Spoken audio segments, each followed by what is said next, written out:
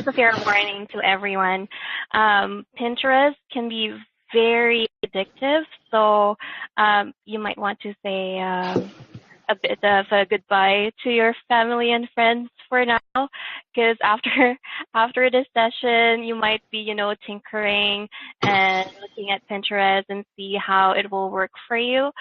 So just, a bit of a warning there.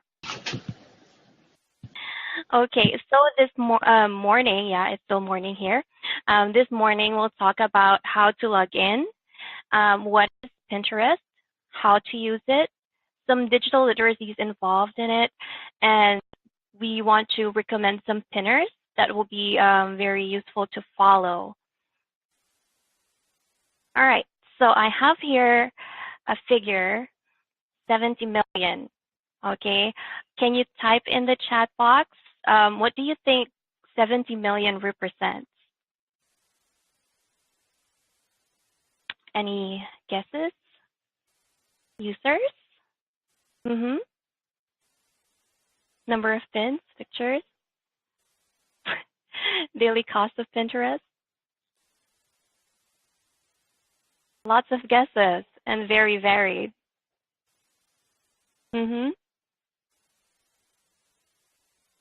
Okay, I won't make you wait too long. 70 million is the number of users based on a study made by Digital Insights. So this is the statistics for 2014, right? So that's 70 million users for 2014. So that means it's still growing, right? And 40 million out of that are active monthly users. So that was the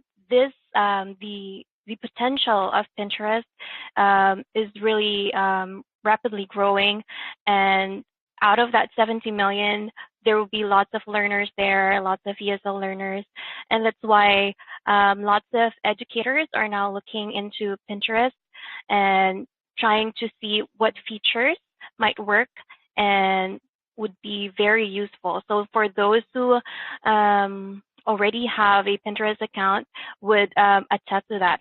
So just a quick poll. Can you raise your hand if you already have a Pinterest account? Maybe like for personal use or even for professional use. Can you click on the raise your hand button just to see the number of people who are have Pinterest already?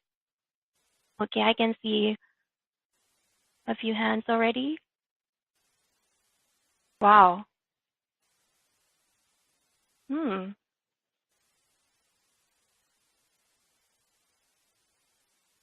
There's a lot. Oh, awesome. No problem, Darren. That's okay. So there's a button right above my video, like above the webcams. You will see a hand button like this. So just click that and it will let you raise your hand.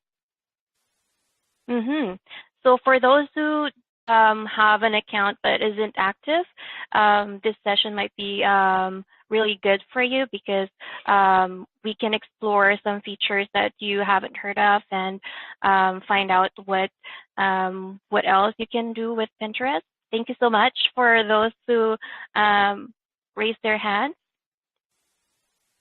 Okay, so I just want you to explore for a bit. Okay, I have here a clickable link, so you can click on this link. For those who already have a Pinterest account, please sign in. Sorry, please log in. For those who doesn't have an account yet, you might want to sign up, or we can provide a test account. We actually prepared something already, and Iwona will be typing that in the chat box. So you can use these email accounts and the password as well. Okay, so that you can just try and explore it.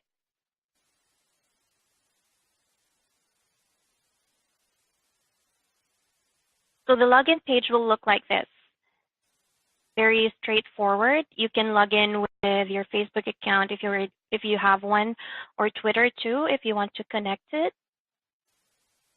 And if you want to see like an account with existing boards and pins already, you can follow English Online, our official account. You can use the QR code here to scan, or you can just click the link here to go straight to the account.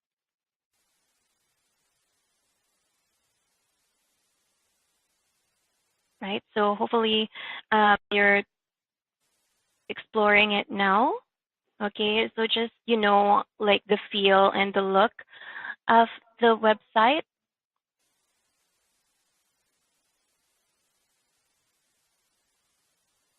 Awesome, thanks, Sarah. Okay, so I've been going on and on about Pinterest, but I just want to share a few information about it. So it's a web and mobile application company that offers a visual discovery, collection, sharing, and storage tool.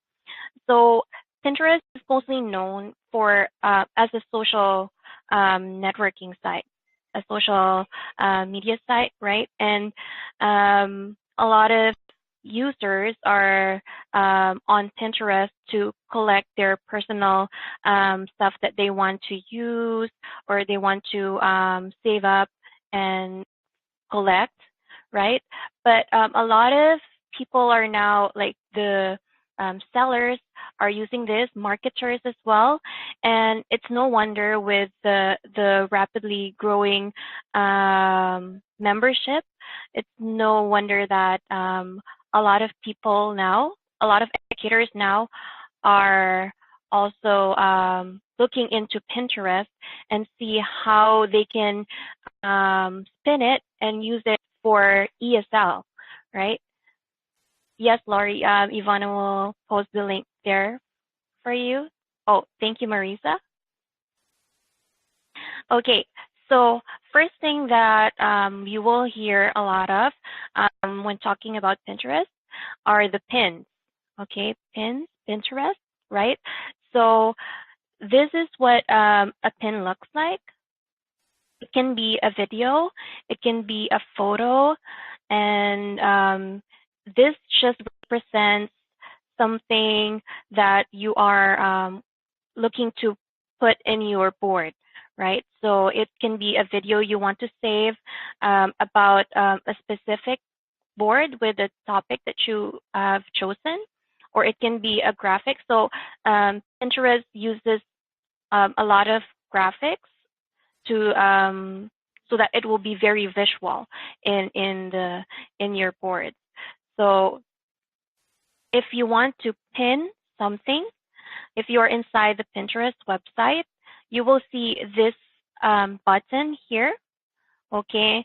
And it will let you repin an image to one of your own boards. So this means that there are already existing pins on the website that you can repin, take, and get to post on your own board. Or you can also create your own pin from your pictures from your devices. So if you have an Apple device, you can easily just click this button and share. Or if you have like an Android device too, you can install an app to your devices so that it will be easily accessible. And then if you are outside Pinterest, which is really highly recommended to do when you're outside the Pinterest website and you are reading something and you want to post it on your board because you find it useful. It can be a link, a photo, or a video. You can use the pin it button. So there is something that you can install to your browser, and it looks like this. So wherever you are, if you click on this link, it will create a pin for you. So if that website has a graphic image, it will be used as a pin. And sometimes it gives you like several options for your pin, like how it will look like. But if it doesn't have any graphics at all, it can create the pin it button will create a visual pin for you. So I've also been talking about boards, right? So the boards are the groupings. So this is where you will put your pins. Basically, it's like a bulletin board where you can post your post-its, photos. So this is an online board for you, and Pinterest is a place where you can collect all boards. You can put different titles to it, so different topics in relation to ESL if you want it to be something like for listening, for speaking, reading and writing, you can totally do that. If you want to collect something for a specific topic, you can also do that. So it's all really up to you how you want to manage your board. And if you're stuck, if you're new on Pinterest, and if you're stuck about something that you don't know how to do, there's a help center that you can go to, and they're very comprehensive, so you can just check the help topics there. So how do educators use Pinterest? Educators are very creative now, so I will just cite some examples that we can use, and we are actually using for English Online. Okay, first thing, curate content. All right, so I have here an example.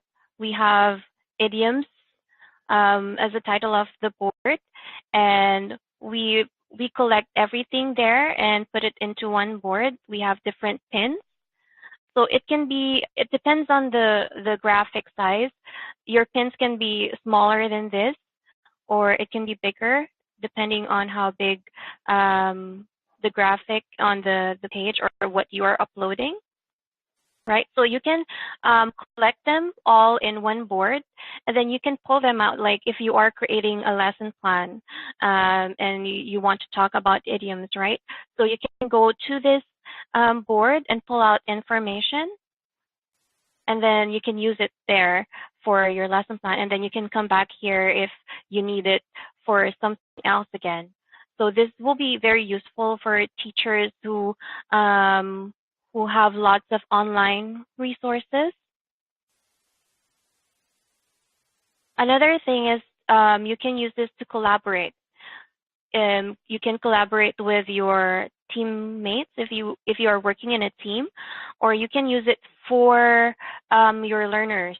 So if, for example, we have here the virtual coffee chats.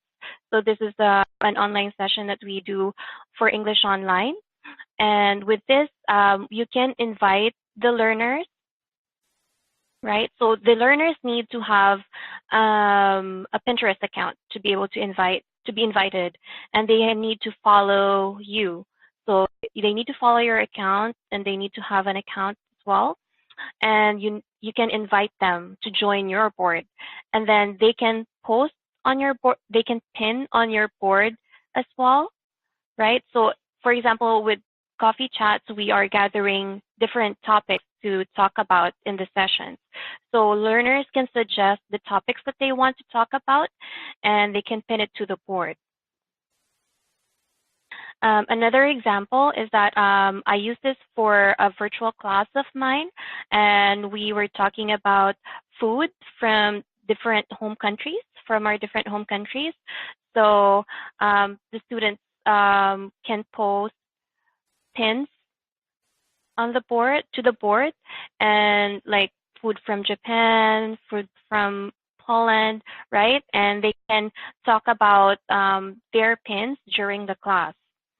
So you can upload your own pin, as I've said earlier. If you click on this plus sign here, you can upload a pin from your device, from your desktop, laptop, or your phone as well. Or you can post a pin from a website. So you can also use this to post recipes where learners can talk about recipes and describe them step by step, right? Another use is you can use this to help learners practice English. For the pins, when you pin something to the board, it will ask you to write a description. So it could be a good way to practice writing for the learners, how to describe the picture, write a caption, right? And then there is an option here where you can comment on the pins. So we will talk about that later, how we can use that. Okay, organize ideas too. So for example, me and Iwona were working on a social media project, and we are getting information and we want to put it in one place so that we can organize our ideas. So you can use this for your team. You can ask your learners to use this for their group projects as well, and work with their teammates. So peer-to-peer. So as I was saying earlier, with the pins, there is a section here where they can add comments, right? So learners can comment on each other's pins, and the teachers can provide feedback through this as well. And then there is also a private messaging option. So you can send private messages to each of your followers, and you can send videos there as well, send graphics, send links. So it's pretty useful for the teachers and for the students. It is a bookmarking website too. Okay, so what you can do if you want to compile everything, you can create a board, maybe using to read list, right? Or to work on for tomorrow, something like that. And you can collect them in one board, and then you can just sort through all of your pins if you have the time to check them out and read through your collection. Okay, you can also use this as an online portfolio for oh, thank you, Desiree. So this can be something that you can use for your personal portfolio. You can ask your students to create their online portfolio as well. As I mentioned earlier, if the website doesn't have graphics that can be used as a pin, they will create a pin for you, a graphic image for you, right? So you can use this if, for example, somebody wants to know more about your digital presence. You can send them a link to this board, and those people can check each of the pins to find out more about you. Okay, so those are just some examples, but as we have done earlier, we did some poll about who is already on Pinterest. So I want to throw this question at you guys. How do you use Pinterest? Can you share some best practices? It will be a really good way to share ideas through this session as well. So if you can type in the chat box how you are currently using it for ESL, or if you want to say something in the class, just let us know as well.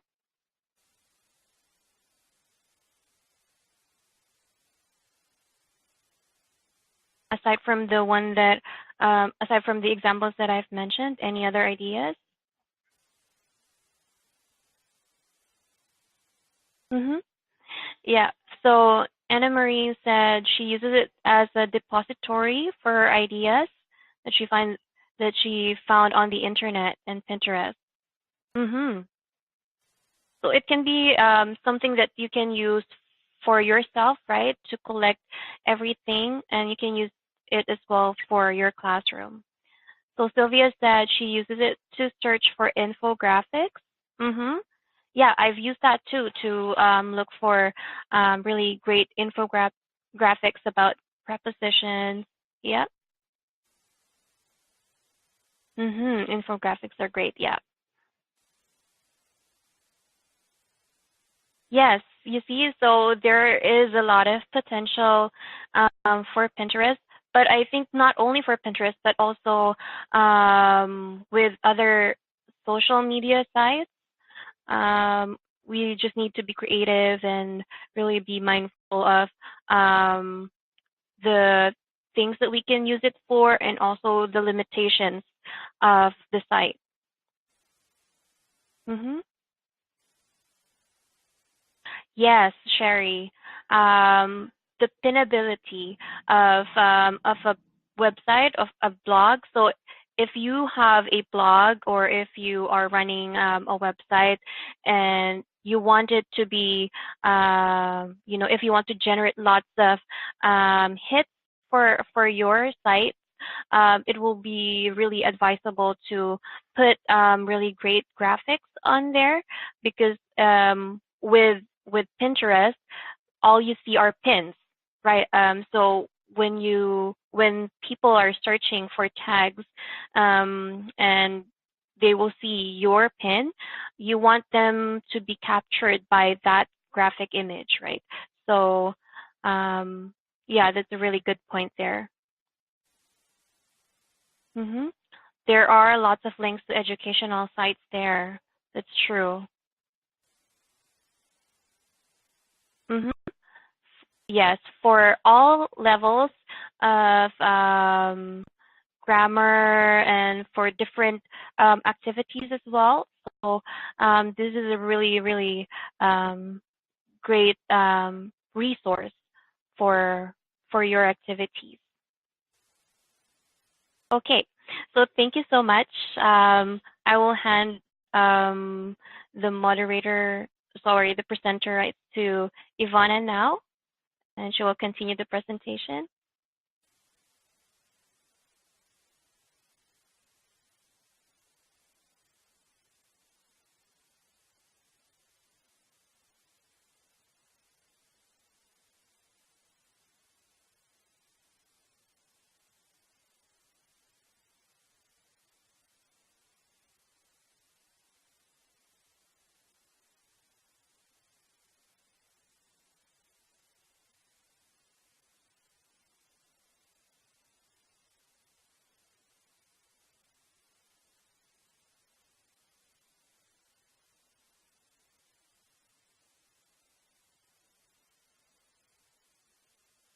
Can you hear me now?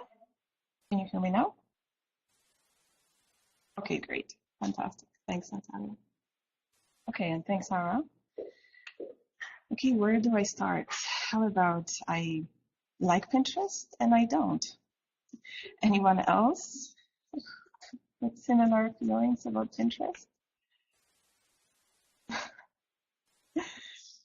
So I've been pinning for personal, academic, and professional development purposes for a while. And I only have about 170 pins, so it's not a huge collection like some of the participants here. But the collection gave me an opportunity to play with the tool, to learn about its affordances and limitations, and that's what I want to talk about today. On the one hand, I love the visual aspect of Pinterest. It's pretty and stimulating. But on the other hand, it takes a bit of time to find things, to find what you're looking for, because pins are huge and the Pinterest search engine needs a bit of work, I think. Nevertheless, Pinterest is one of the top tools for learning. And if you want to see my account, just click on the link on the slide. It will take you right to my account, which looks like this. Okay, so these are the results of the 8th annual Learning Tools Survey conducted by Jane Hart, who does the survey annually. And in 2012, Pinterest was in the 36th place. In 2013, it was in the 22nd place. And last year, it was in the 14th place, as you can see here. So it's going up in rankings, its popularity is growing. That's why I think that it's worth taking a critical look at how we can use it for ESL purposes. In 2013, English Online created a Pinterest board for our summer course. And one of the activities was for the participants to attend community events, take photos, and then share them with the group. And we asked the participants to create their own online photo albums. On the board, we wanted to aggregate all the pictures coming in. So we invited all the participants to join Pinterest and pin to the course board. Unfortunately, it didn't work like that because no one was particularly interested in creating an account and pinning. They preferred to have their own spaces for collecting photos, like Google Photos, Instagram, Picasa, Flickr.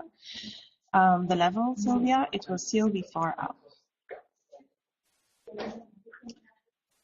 So we ended up following their albums wherever they were and selecting photos and pinning them to the course board on Pinterest. And you can see some of it if you go to the summer course board in our account. You can see what we pinned. Yes, Sylvia, because we have an open office, so there might be some voices coming in. Sorry about that. Okay, so Pinterest is hugely, from this survey, Pinterest, we can see that Pinterest is hugely popular amongst learning and training professionals around the world, but not necessarily with ESL learners, or at least not with the group that I worked with. So today I'd like to talk a bit about some digital literacies and how we can use Pinterest to help our learners to develop some of those digital literacies. And the screenshot that you can see comes from a book by Dabney, Hockley, and Pigram. The book was published in 2013, and it's called Digital Literacies, Research and Resources in Language Teaching. Okay, I can show you here. It's fantastic. It's got lots of resources, activities, and research information. Thank you, Sarah. So they propose a framework which was divided into 4 focus groups: language, information, connections, and design, and organized by complexity. And I won't talk about all of them, but I'll focus on some of them. Anyways, if I zoom in, I'm not sure if you can see very clearly, there is print literacy, texting, hypertext, tagging, search, multimedia, information, personal, network, participatory, filtering, gaming. Okay. Mobile, code literacy, intercultural, remix, literacy. Okay. So what I'm going to talk about is keyboarding, tagging, multimedia, personal, search, and network. Okay, and keyboarding is not actually mentioned on the framework that I've just showed you, but I think it's worth talking about because keyboarding is a very important skill in the 21st century because handwriting is being gradually replaced by keyboarding, and I find myself writing with my hands less and less. I don't know how about you, but I think that keyboarding is a key skill to learn today. Without this skill, a learner cannot function successfully and engage in any of the more complex digital literacies. For example, some of my learners experience a major barrier to learning online because they lack the keyboarding skills. This hinders their participation in synchronous events such as virtual classes and text-based chats.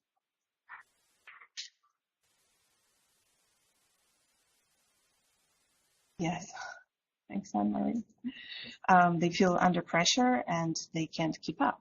So, and because Pinterest is primarily a visual tool and doesn't involve a lot of text, by incorporating it in lessons, we let our learners practice their keyboarding skills. They will type keywords or short sentences to describe an image.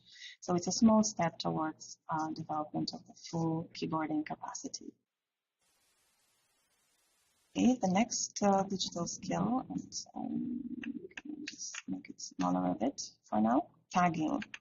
Okay, the more personalized and our online experience becomes, the more important it is to learn tagging. Tags are keywords that are attached to resources shared online. Those tags help us find things in search engines. When you pin resources, it's very important to have accurate descriptions with all the keywords necessary to define an image. Otherwise, you won't be able to find your stuff on Pinterest. So on this slide, you can see a photo with a rainbow.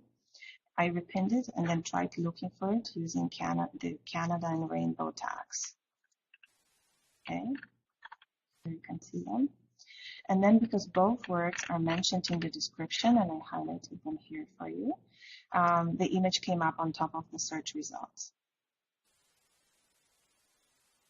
Now, to find English teaching resources, you might want to look for or use different tags.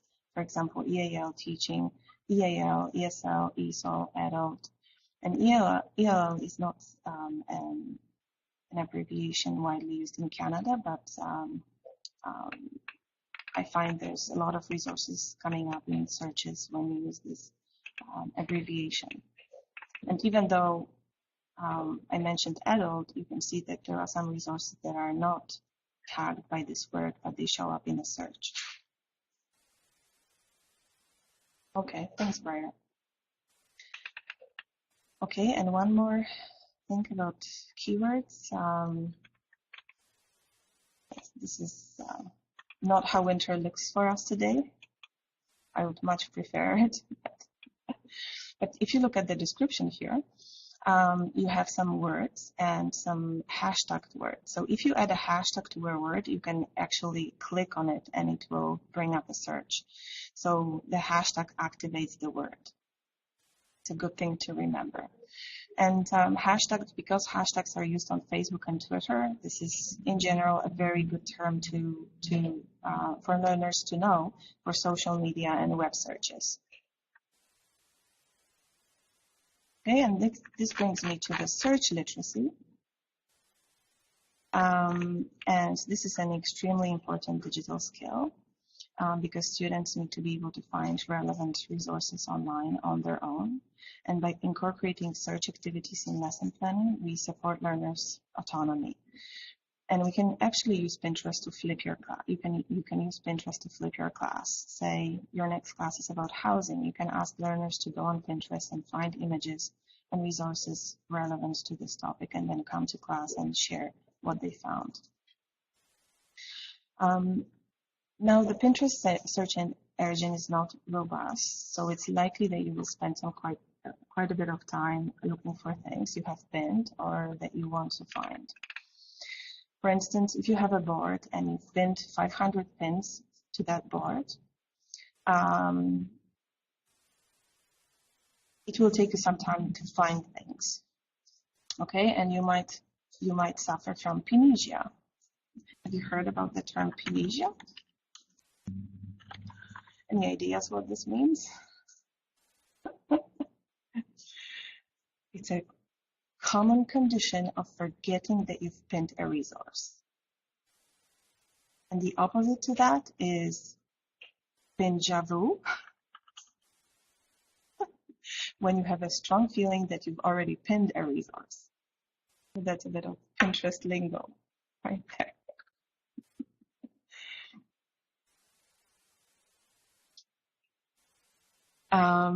So Pinterest, yeah, Anne-Marie, Pinterest doesn't tell you that you've already pinned something. So you might be pinning the same thing again and again. And on top of that, pins are huge, right? They have an image and a description, and they come with comments. So they take a bit of space on your screen. So now imagine scrolling down through 500 pins to find something that you need now, right? So that's a limitation, I find. And so if you're looking for a bookmarking tool, Pinterest might not be the best place to be. And I'm not trying to discourage you from using Pinterest. I just want to tell you what worked for me and what didn't, so you can make an informed decision about how you want to engage with it. And so if you want to look for something within that board, for instance, it will take you outside of that board. So the search engine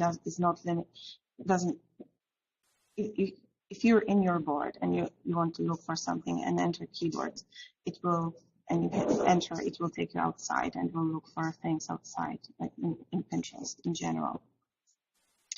So, yeah. Okay, any questions or comments about that?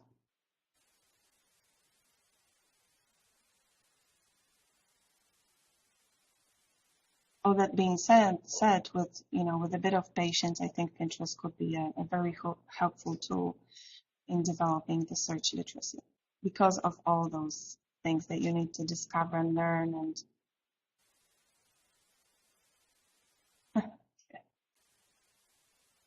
okay, so let's move on to the next one, personal. And I have Claudie's tweet here. The personal literacy is the ability to create a desired online identity. And Pinterest can surely help our learners with that, because after all, you are what you share, as Claudie has mentioned on Twitter. It's important that our learners are aware of the risks of publishing personal information online, making comments on Facebook and elsewhere. So we need to help them develop skills to protect their digital identities. And with that, their real life identities, because they permeate. For example, you can create one of the activities that you can do with learners at the beginning of the year or a term. You can create a board for introductions. And you can invite your learners to pin introductory images with short descriptions to that board. The board is private because there is an option to create private boards on Pinterest. Your board will be private, so no one will be able to see it. However, someone who is a member of that board can repin an image to a board outside of that private board, and this makes the image public and repinnable by anyone. So this is an opportunity to instill self-control in our learners, so they publish information that will not damage their reputation.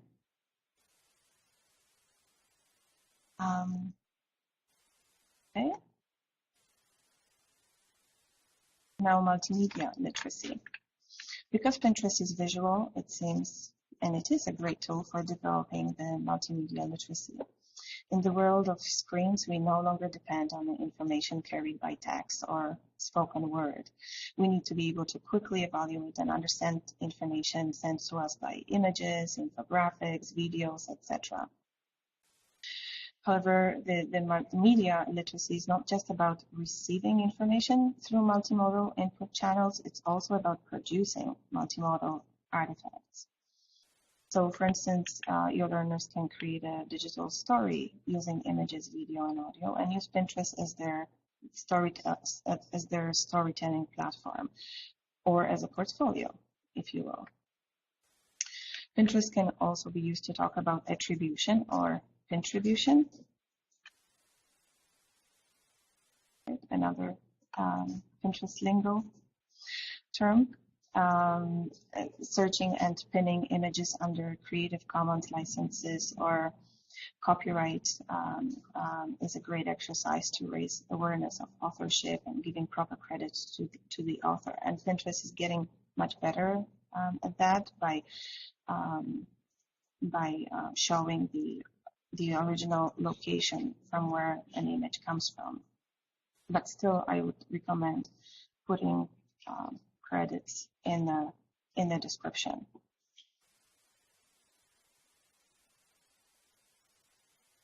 Okay, and network. I think Pinterest is great. Is a great tool for developing the network literacy. Any ideas about the definition of the network literacy or what it is?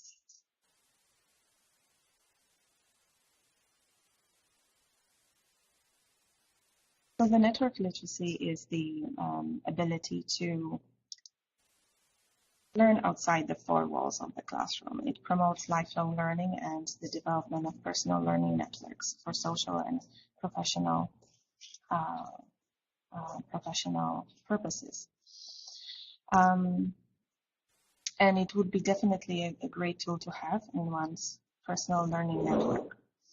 Pinterest is, because Pinterest is one huge network, right? And by using its search engine, we tap into the ocean of resources shared by other pinners.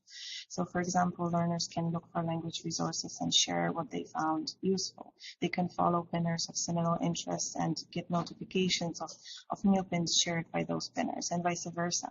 Whatever they share can be seen and followed by those who want to learn from them. So that, Pinterest can be used to develop the network literacy. Okay, so although Pinterest has some functionality limitations and may be addictive, definitely addictive, and time-consuming, it can be a great tool to support various digital literacies in an ESL class. That's all from me today. Do you have any questions or comments about this part of the presentation?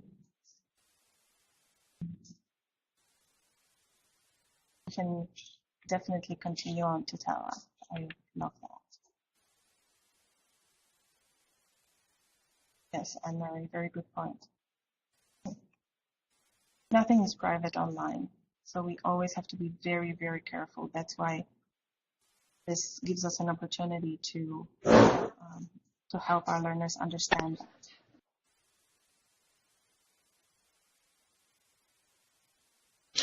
So thanks, Iwona and Arra, for your presentation. I just want to go over a few of the questions that were asked. I can see that Anna Marie Nesbitt reposted her question about putting her own personal photos. I know you addressed that, but is there a way to make any of your pins private? Can you repeat that information again?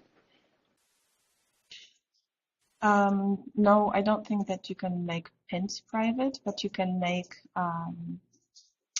boards private. Arra, am I right? Yes, that's correct. There is an option where you can create boards and then put them on private. But as Iwona said earlier, if you invited someone to that private board, that someone can repin it to his or her own board, because we've tried that between us, and I was able to repin Iwona's pins on the private board. Right. So I guess the takeaway here would be don't pin anything that you don't want shared. Is that correct? That's yes, true. That you don't want something that you don't want published in a newspaper the next day.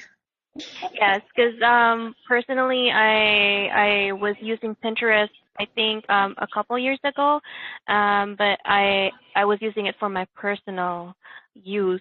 but when I checked the privacy thing, and it's too open for my taste, so I decided to deactivate it, and then I just restarted it when I wanted to use something for professional use. So I'm just sharing some things that I am comfortable sharing to the public, but avoid, sharing something that is too personal for me. So that's an issue that hopefully Pinterest can really work on later in life. Yeah, it looks like a lot of people here are thinking about the same issue. And Claudie Grainer has said she's going to separate her private Pinterest boards from her professional boards. So, hopefully Pinterest and individual users can figure out a way to make that work. Mm-hmm. And it should be, the user should be 13 and above. I think that's the age for that. But then, teenagers, if you're working, like if you have teenage students, you don't want them to see content that is inappropriate. So I do understand, Claudia. Another question we had earlier was from Desiree, and her question was, have either of you ever used it for employment purposes? I've never used it for employment so far. But we have a board for employment resources, and we started collecting employment resources on that board, but not for, I haven't used it to look for a job, if that's what you meant.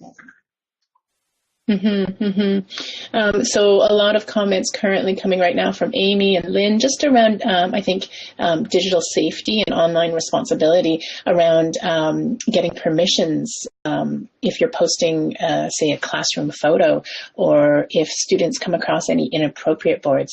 So I don't know if there are any things you can speak to about that.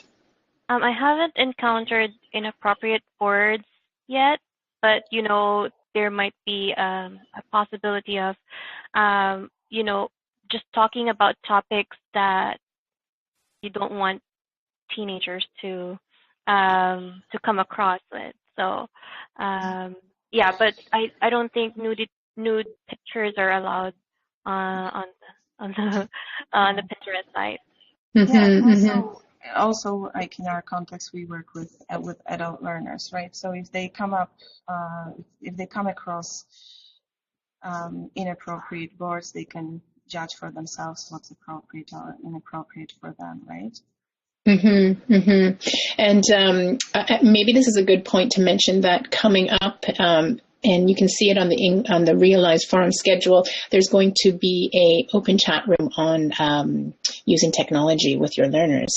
So a lot of these issues, I think, the discussion could be continued in that room if people would like to go there later on. And I'll post that information in the chat box as well.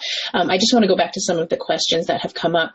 Anna Marie posted earlier in the chat board that Pinterest seems like a hard thing for low-level students to use. Could you talk a little bit more about challenges with low-level learners and Pinterest, and any workarounds you've had on that?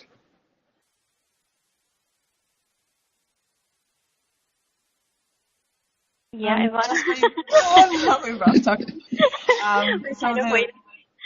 we've used it with learners, a CLB4 app for the summer course board. But just looking at the Pinterest interface, it's very simple to follow. There's not too much text. There's just a few. Even the sign up is very easy. Pinning is very simple. So I think with a little bit of support, learners could use it. Even lower level learners could use Pinterest. And if I may add to that, so I guess it's actually easier if you're teaching face-to-face classes and you're teaching lower level learners, because I've taught this Pinterest class online, and definitely there's a learning curve there because we can't see each other's screens, right? I can share some screens, but sometimes technical issues can be there. But there will definitely be a learning curve, but it won't be that difficult, in my opinion. Okay, thank you. I think that's it for the questions that I've been keeping track of. Oh, Desiree did say that on Pinterest, when you click on, I guess, something that's been pinned, students go to the sites, and the actual site itself is quite text heavy. So I guess there's some kind of issue of when you click on the pin, students might get overwhelmed with the amount of text at that site. I don't know if you've had students respond to that in any way. And I think one of the ways that you can use Pinterest is as a picture dictionary. You can type a word, for example, whittling, and it will bring up lots of images. So that the visual aspect makes it so much easier for lower levels and for anyone. Right. Okay, are there any questions that you'd like to ask before we end the session out there? Okay, so John Lenz is asking, Arra mentioned that you can get a Pinterest button put onto your browser page. Any info on how to do that? Yes, there is an actual page on Pinterest. It is on the Help Center, but I can get that for you right now. And I'll just put that on the chat chat box. Great, thank you. Mm-hmm. You can actually type pin button as a keyword in the search engine, and it will bring up resources about it, how to create this pin bookmarklet or pin button, how to add it to your browser.